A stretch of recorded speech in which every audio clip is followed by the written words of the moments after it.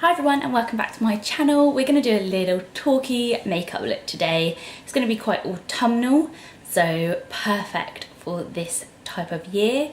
Yeah, so let's just get right into it. So the first thing I'm going to do is pop some Carmex on my lips. Throughout the winter months I have to put loads of product on because my lips get really dry. So yeah, that's perfect just to pop in your bag. And then for skin, I'm going to move on to the Glowtion Day Dew by Pixi, which is a brightening lotion. So it's almost the texture of a moisturiser and it sinks into your skin beautifully. But I have noticed that this has made such a difference underneath my makeup. So I'm going to prime my face because this is makeup that's going to be worn all through the day. So the Revlon Photoready Perfecting Primer is the one that I'm using at the minute. So the areas that I really like to have primed are sort of my insides of my cheeks, so going towards my nose because foundation never stays on my nose, doesn't matter what time of year it is, and then my chin and just in between my eyes on the forehead. So now we're finally getting to putting some colour on. So I'm going to start off with a concealer, which is the Revlon Colour Stay concealer, and I just basically put this all over my face, if I'm honest. I go a bit crazy with my first layer of concealer.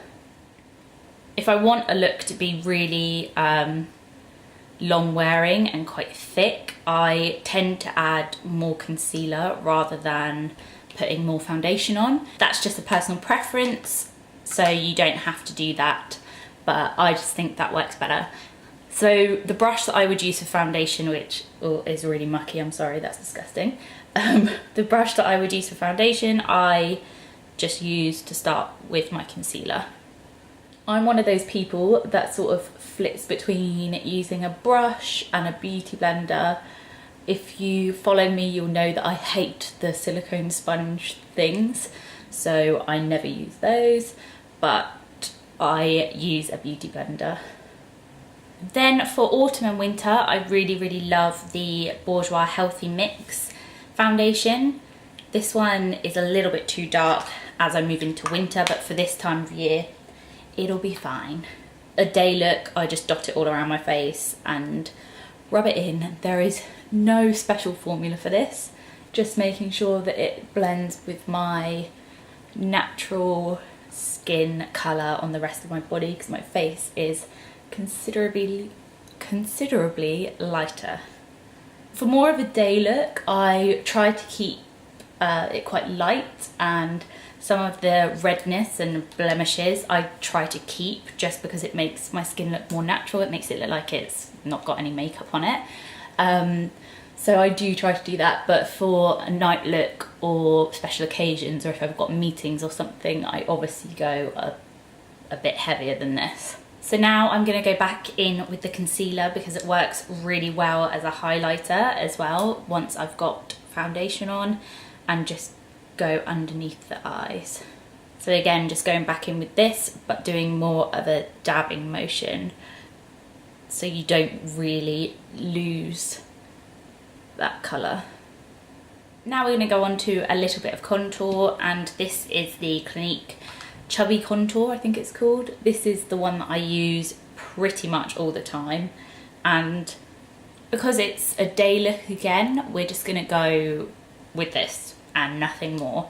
It's more of a bronze rather than a contour. So recently I've really been loving just using one brush for everything on my face. It does mean that I have to tend to change the brush every time I do it. So yeah, because I don't wear a lot of makeup, I usually try and get like at least 2 uses out of a brush. May seem a bit gross to some people, but I just do not have the time to be brushing and washing all day, every day.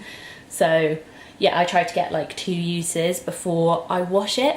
So that is why this looks mega gross. Then I'm going to use the iconic highlighter drops. I wouldn't usually use these for a day look just because 1, they're not very long wearing, and 2, they are quite out there. But I think for this, it could work really well. because it's more of a bronzy highlight instead of a glittery sort of shimmery silver highlight. Now I'm going to throw in a bit of powder. So the Nars Laguna bronzer is my absolute favourite. You should know this by now. It's the only one that I ever use probably. So yeah, I am this time just going to use this little brush that comes in it and just carve out the shape with that brush. And then we'll go back in with our usual brush and blend it all out. Back in with this brush. I told you I like to use it for everything lately. And blend it all out. Now I'm going to do my brows really quickly. So I'm going to use the Anastasia Dipbrow and this, what is it, Spectrum A16 brush. I find that the angle of this brush is much better for my brows because they're quite wide and thick. But if you have thinner brows, I would suggest going with a thinner brush just because you are going to end up having quite a bit of a block. The thing I like about the Dipbrow as well is that, one, if you make a mistake, it's quite easy to remove. Two, it has really good colour ranges. And three, it is pretty long wearing. With something like the Wonder Brow, which I do use every now and then, it is very, very long wearing, of course. But if you make a mistake, which I often do because I hate spending loads and loads of time on my eyebrows, I think it's a waste of time. So yeah, I often make mistakes because I literally just do like I'm doing now and just quite roughly fill them in. Yeah, it's really, really difficult to get off if you make a mistake. So that's why I sort of like the Dipbrow a bit more. I went off it for a little bit, but I've realised my love again. So now to finish off the brows, I'm going to go over with Rimmel Brow This Way. Like I said, I am not one to spend lots and lots of time on my brows. So this is the perfect solution to just fill in anything that I may have missed. So now I'm going to pop some highlight on, Becca C Pop, as always. This just gives a lovely, lovely glow. So again, I'm just going to go under that brow. Seeing as this is a day look, I'm not going to go overboard with the highlight, but sometimes I would do like Cupid's bow and stuff like that, but it's more of a day, so we're just going to stick to cheekbones. Now we're going to move on to the fun bit, so I'm going to bring you in a little bit closer. Now we're in a bit closer. I'm going to start off with that bronzer again, so the Nars Laguna bronzer, and a fluffy brush from Real Techniques, and just do a bit of the crease. As we're doing quite a autumnal oranges and stuff like that sort of look, I don't want to go too heavy with this, but it's just to give it more of a burnt look. Then I'm going to come in with the Nip and Fab palette, so it's just the eyeshadow palette, and I'm going to grab the colour Suede, which is this lovely orangey sort of pumpkin colour, not quite as bright as pumpkin, but, and just go over. So that's where we're going to get this sort of burnt orange look. And the way I usually go, my golden rule with stuff like this is just like little windscreen wipers, just going back and forth until I'm happy with the pigment and all those good things. The pigment on these Nip and Fab colours are actually amazing. I am an Urban Decay girl when it comes to pigment. I think they do pigment incredible. But these are pretty good. And then for blending out, I'm just going to get a nice big fluffy brush. So this is the Spectrum B06, and just blend everything out so it's not so harsh. And I'm also gonna look up and go under the eye. This is literally no more product.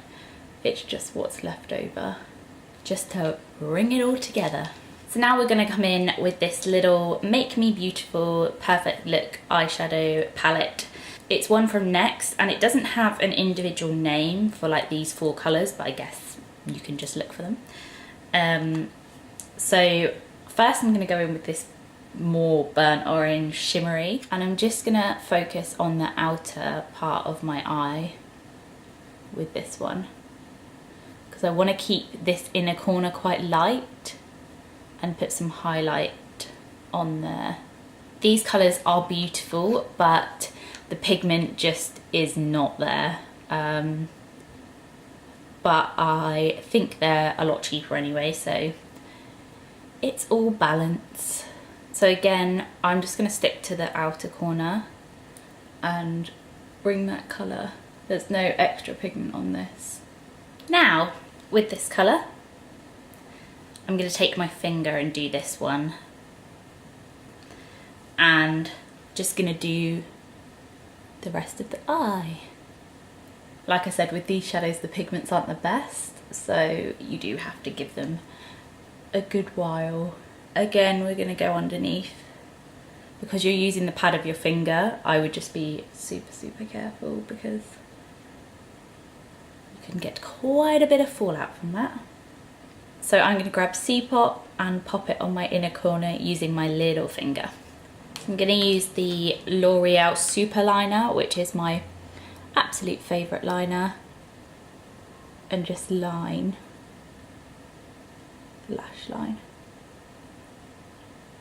If you struggle to do eyeliner, I always find the easiest way is to just dab along the eye line rather than trying to do one clean swipe. And then if you don't feel like it's dark enough, you can always go over with a darker colour anyway. So I am going to do one quick swipe again. Now we've got everything together with a clean brush and a clean finger, and just ensure that everything looks even.